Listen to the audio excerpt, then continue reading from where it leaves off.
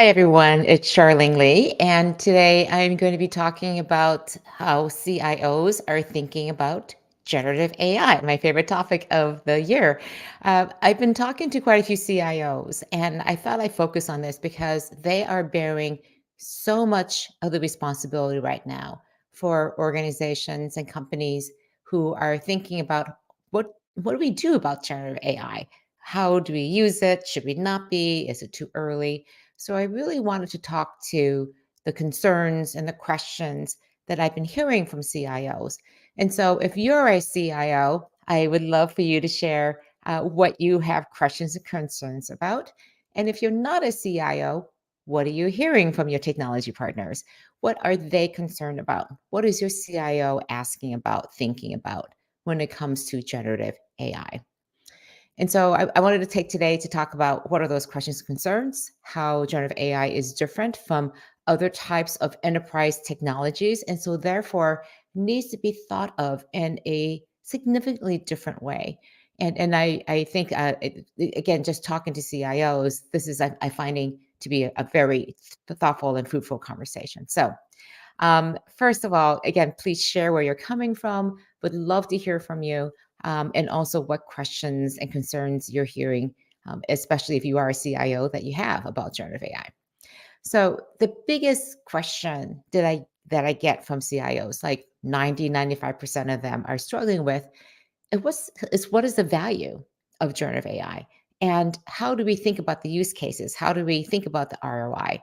Some of the pricing that's coming out from some of the enterprise players like Microsoft for their Copilot, people are stepping back and going, wow, that's pretty expensive. How do we justify that? And so, one of the key issues I'm finding though is that most CIOs, of course, naturally, are looking at generative AI as a technology issue, a technology problem to be addressed in similar ways to how you have thought about enterprise technology.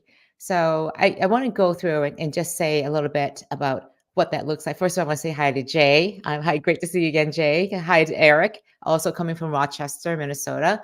And Katie, thanks for joining from France. Great to see you. So, a couple of things. I do have some slides today. I'm going to put this one up first.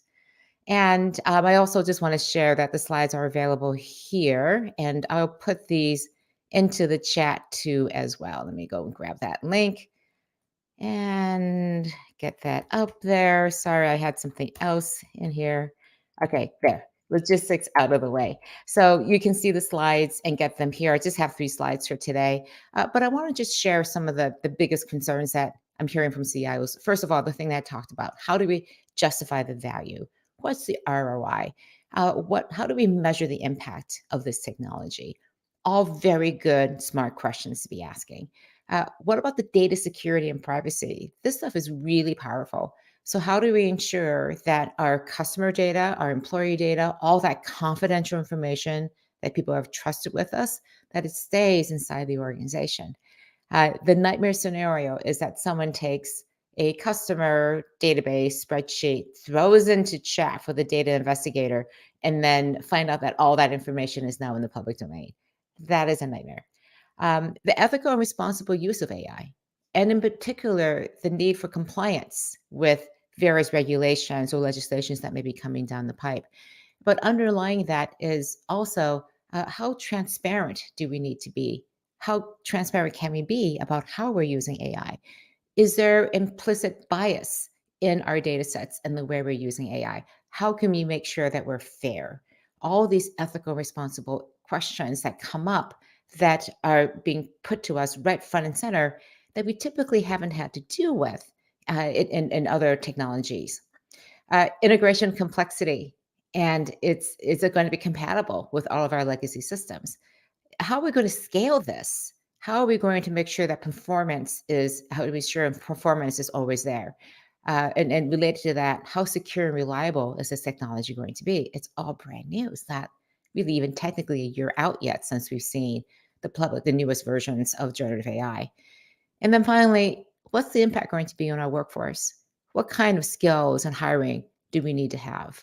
So I think one of the things that we're finding here is that it's really difficult to think about all these issues all at the same time. But to make things even worse, I think it's this. There's a very different nature to generative AI. And first of all, we've seen this incredibly fast awareness and adoption on the part of regular everyday consumers and people. And so, therefore, there's a greater demand for the use of this. People are using it in their homes, they're trying it out, they're seeing their friends and friends at other workplaces doing similar jobs, being able to use these tools. And they're coming to work and saying, why can't we use these? So the demand is coming from across the entire organization. And that's very different from the way that enterprise technology has been rolled out in the past. Most people didn't have access to these tools. They don't usually use a CRM, they don't use collaboration platforms in real life. And so this is being driven from the bottom up as well as from the top down. And it's coming from all across the organization. And the demand is incredibly high. There were issues around the controllability. Again, these are not tools that you get to decide to put in. People can just access it with a browser. And it's constantly changing. And then we also know that there is tremendous strategic potential for all of these tools. So this is extremely difficult to try to figure out how to put your arms around this. And so executive teams, boards are turning to the CIO and saying, "So, what do we do about all of this? What's your opinion about generative AI? Where do we go with it? Should we be using it?" And the poor CIO is like, "I can barely put my arms around this. It's constantly changing. How do I think about the value?" And it's such a different animal and happening at such a pace that the CIOs are really left scratching their heads and just going, "What the heck do I do with all of this?" Everybody wants to use it. Everyone is saying, I need to have it now for my workforce. They want to use it.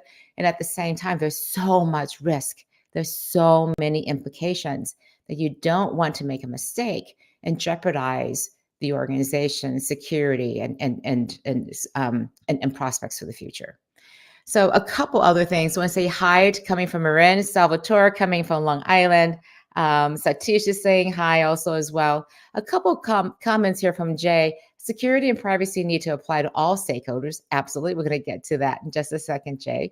And he also has a comment that CIOs tend to focus around aspects of control. And AI, especially now, is boundaryless. That is such a great point, Jay, because it's this controllability again. And I put that out there for a very specific reason. In that enterprise technologies, when we put them inside an organization, you can control how you turn it on, who has access to it, what data people have access to be able to put into that, and you can track and monitor it quite easily. Those controls are not in place in places like Chat GPT or Claude or Midjourney or Anthropic's Claude. So and it's a search engine inside of Bing. So how do we think about controllability? Well, you can't. And this is a really tough place for CIOs to be because, again, security, compliance, transparency, all of these things are under their responsibility, but they can't control it. And while CIOs love, that fact that people have to be trained, if you're relying solely on training to ensure the safety and security of the organization, that gets really hard to stomach. So I think one of the things that I really want to talk about today is how to go about addressing this. And one of the biggest and most important things that CIOs need to be doing is something I rarely hear them talking about as making it a priority. And that is taking a strategic look at generative AI and using that as the start rather than treating it as a technology. Because yes, it's absolutely a technology, but if you start and treat it with a technology, then you're spending a lot of time in cycles on understanding what it does, how it works, the underlying infrastructure, what data sets is being used. And what we're finding is the people who make these tools can barely explain it themselves. So they, in some ways, don't know why it works and how it works. So having that mastery, that control over the technology is a good place to begin, but it's not the place to actually focus your time and energy. It's one thing that's much more important is that it's being able to think about the strategic implications of it. I just want to take a little bit of detour and talk a little bit more about just some of the concerns because I think it's a great place to begin talking about this. And that is, Eric says, I saw a piece on cable about AI and voiceovers. This can be used maliciously to impersonate others verbally. What's being done about this? Such a great point. First of all, I've been playing with these tools. I'm right now experimenting with creating avatars that use my voice that read a AI generated script. So I'll hopefully we'll have some of those experiments to share with you in the next week or two. And it's fascinating how easy it is to create it. And so the veracity, the truth, how do we believe what's in front of us that looks so believable? It looks so real. That's me, Charlene Lee, talking to you and saying some crazy things. And so being able to verify that back to trusted sources is a skill that we have to have. We talk about media literacy, and I think we're going to have to develop something very similar in when we're thinking about content literacy and looking at content with a bit of a skeptical eye, say, can I believe this? What are the ways that I can understand? The potential for malicious actors to use it for phishing an email, for to influence public opinion, for movements, for your pet cause, for politics, are immense. And so it's going to rely on us as consumers of that to educate ourselves, to educate each other, and to make sure that if you understand that something is or isn't real, to be able to understand and know the sources you can go to verify that. It's not a great answer. There's no watermark or truth. I was talking to somebody last night and they said, it's going to be important for you to have, quote, safe words that you can use to verify with your friends and family that it is actually them talking to you. It's a word that only the two of you would know. And so there could be uses, for example, with blockchain and some other tools that are available to, again, verify that this is a trusted source or not. So, yeah, and Jay has a great point here. Strategic is being much more forensic rather than sequential. Excellent point. We're just going to have to be good forensic scientists to try to figure out what's really going on. All right. So, a couple of ways to stay on top of everything. So, these are my top key points, and I put in red and highlighted this because I think it's the most important thing for CIOs to be doing today. And that is to be working very collaboratively with your business partners to figure out together and jointly prioritize what are the top strategic goals that you want to have. What are the top things that you want to have be doing to advance the company's strategy, to firm up your competitive advantage, to make sure that you're defending the moats that you've put in place to challengers or new entrants. Your strategy is the foundation of everything that you do as an organization. So, as a top chief information officer and executive on the technology side, raise and elevate your point of view from looking at it only as a technology and start thinking strategically about where are the places we could use generative AI to shore up our competitive advantage again. And so start with that strategy. It's something I've been saying over and over and over again. The minute you devolve into thinking about this as a technology only and you lose sight of that strategic opportunity, that's when you're starting off the path into a place where you're not going to be able to lift your eye up because honestly, there are hundreds and thousands of use cases. There is value lying all over the place. But instead of just finding the tactical areas that you can focus your generative AI efforts on, if you only focus on those tiny tactical easy wins, that's as far as you're going to go. What your organization, your CEO, your board is asking you instead is where are the strategic opportunities for us to use this amazing tool, to use this amazing technology to advance our purpose, our mission, what we want to accomplish in this world with our strategy. So I can't emphasize this enough that your goal and your role as a CIO is to bring that technical perspective, but to also ensure that you're elevating the knowledge and the experiences of your business partners so that together you can jointly prioritize those use cases. The other thing is to stay on top of developments. And this is really hard because you have so many other things going on and top priorities happening. That's why, if you have an understanding of what are the top strategic priorities, you can focus what you're paying attention to, the conferences you go to, the experts you talk to, the webinars you attend, the networking events that you go to, the things that you want to read. And so I'll give an example.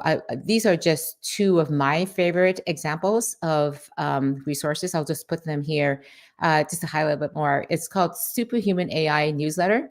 And I really like this because it's on top. It's a way to, I'm just going to copy it and put it into the chat. And whoever's reposting my links, I appreciate it, but hopefully it gets through on the chat too as well. Um, it looks like it's going through on Facebook and YouTube, but not LinkedIn. So I know Jay was, or somebody was reposting the link. So if you could do that on LinkedIn, I really appreciate that. So these two newsletters and podcasts, I find them very helpful. The newsletter comes in every day. It's a quick hit, talks about some of the biggest news, a couple links on productivity. And then I love the AI marketing show podcast. It is somewhat marketing oriented, but in about 45 minutes or so, they go through all the biggest news of the week. You get a quick highlight. They're very strategic in terms of the way they're thinking about these issues. It's a very conversational, very fast conversation, so it goes by really quickly.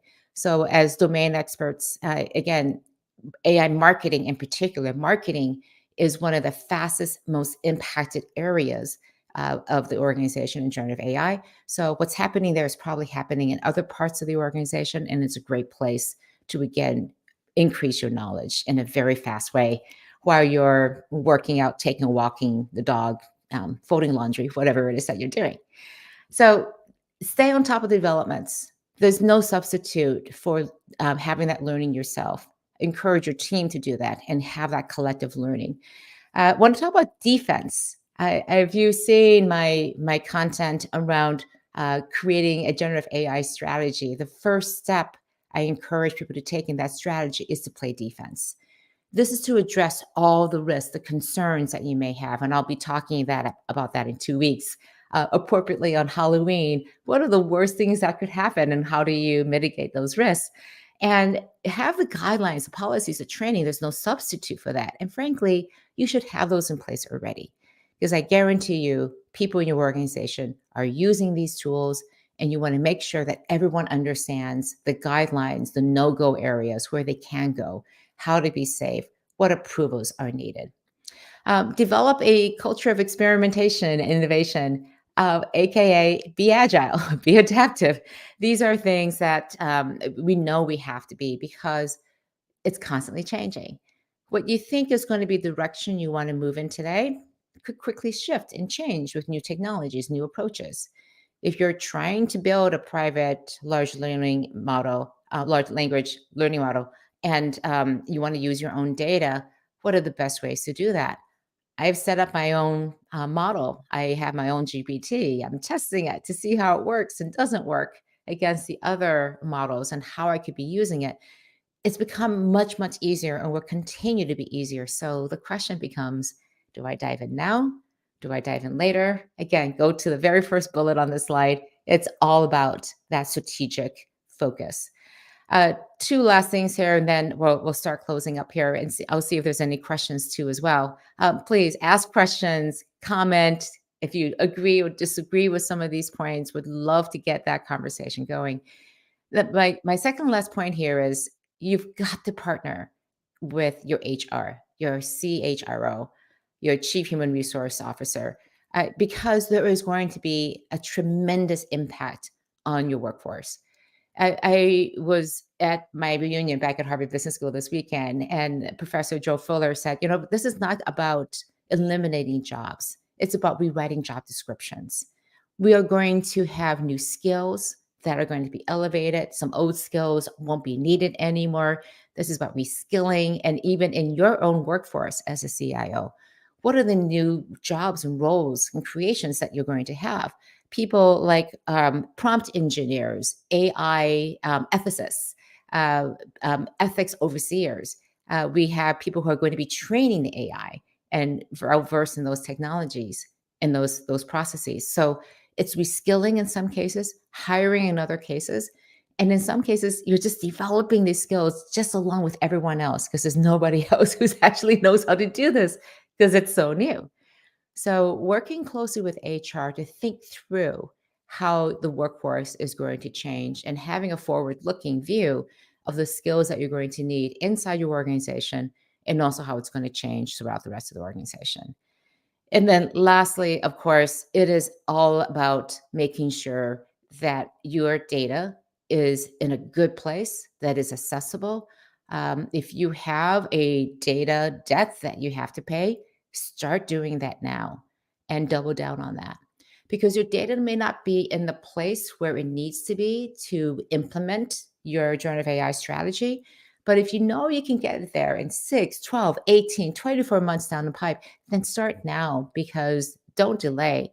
You may need that time period to actually get everything in place, but know the direction of travel of what data is most important to you.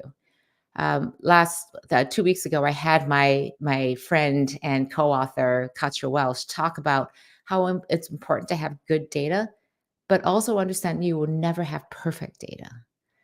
So, with that in mind, what is your data strategy? What are the most important things? Again, go back to that very first bullet at the very top. What data is most important for you to achieve your strategic goals with generative AI? So that's what I have for today. I know that there are a couple comments in here. Let's see what we have.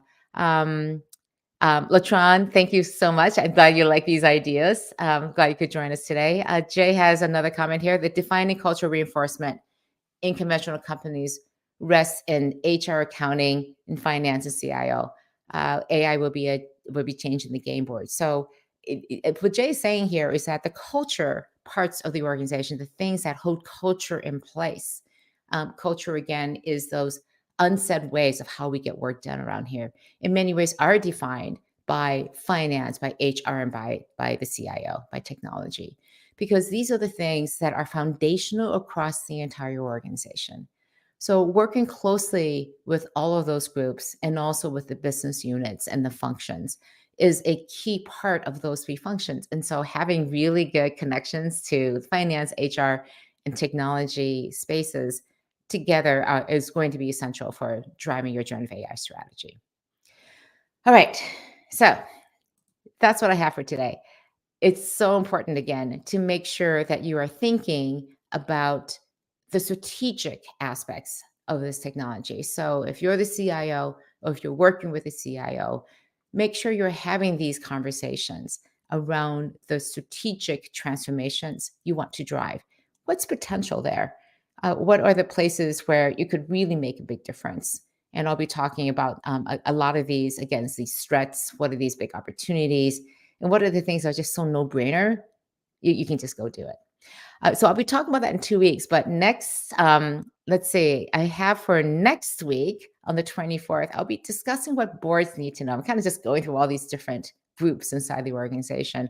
I've been doing some research and talking to board members and asking what are their priorities today? How are they changing? And how does generative AI fit into all of these topics? So I think it's so important to be engaging the board, how the board wants to think about that. And I have a little bit of data, not a lot, of how many boards are actively thinking about this and doing something about it. Oh, I have a last minute question here from Dr. Phil. So there's so many developments happening rapidly. How do you balance strategy and tactics? It's the eternal question, isn't it? Uh, how do we figure out that this tactical thing isn't something that actually supports that strategy? I keep coming back to the core strategy. What are the most important things that you have to achieve as an organization, as a department, as a person? Because when you can prioritize the most important things, that will drive then the tactical things that you have to do. It is so tempting and so easy to focus on those immediate, fast, quick gains because they just feel really, really good. It feels good to get things off that checklist. But it's like the Eisenhower matrix. Are you doing things that are urgent and important? Are you doing things that are urgent and non important? Don't do those. And the really hard ones are the things that are not urgent and important. And oftentimes that is where strategy ends up. It's not like flashing in your face, but it is of such importance. And for us to tear ourselves away from the day to day to focus on strategy is the hardest thing. And that is, again, a great thing to come back to for today is that for CIOs, it is so important to be thinking about that strategic focus. And it's what I want to talk about next week with boards too. The vast majority of boards are looking backwards. They spend 80% of the time digesting and analyzing and going over what's happened in the past quarter versus 80% of the time focusing on what the future could look like, what the strategic focus needs to be. So I think it's important in particular for them to be thinking about, again, boards thinking about the future, and generative AI is definitely part of that. And we'll touch again on this whole question of strategy and tactics, especially at the board level. So I'll see you next week. All the best thinking about this. If you haven't ready yet, please have that conversation with your CIO. If you're a CIO, start having those conversations with your business partners. And I will see you all next week to talk about boards and generative AI. Thanks.